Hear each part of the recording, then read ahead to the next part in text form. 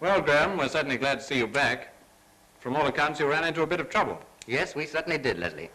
We ran into trouble about 4 o'clock in the morning, about an hour and a half before we'd really expected it. It was a German convoy. They opened up on us from all angles with their guns, heavy and light. It was absolutely amazing, the concentration of fire they managed to put onto us. Very noisy, too, isn't Very, it? very noisy it was, yes. What were your reactions to being under fire for the first time? Well, it wasn't exactly the first time, but it was certainly the most intense I've ever come up against, and the first reaction was obviously to duck down behind something. Yes, sure. But the second reaction was, I'm afraid, my camera. I simply had to have the camera with me, whether I could use it or not. It was too dark, of course, to make any use of it then. Well, when did you get your pictures, then? Well, we were naturally pretty busy for the first hour or so after the attack. Yeah.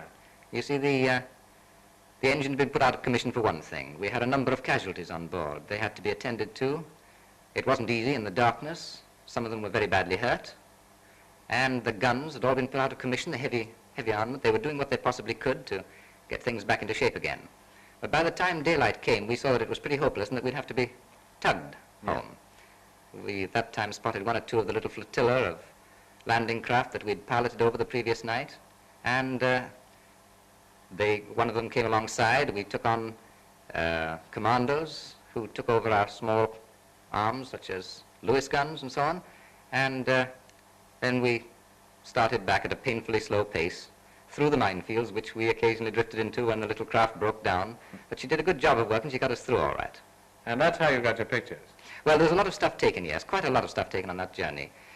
We were, of course, expecting air raid at any moment. It was very much more thrilling than it really sounds. We had one very nice little incident happen, which you'll see in the film when it comes on shortly. The rescue of a sergeant pilot from the Canadian Air Force who'd been shot down. Well, I've seen it, and I think you made great use of what opportunities you were given. Better luck next time. Thank you very much, Susie.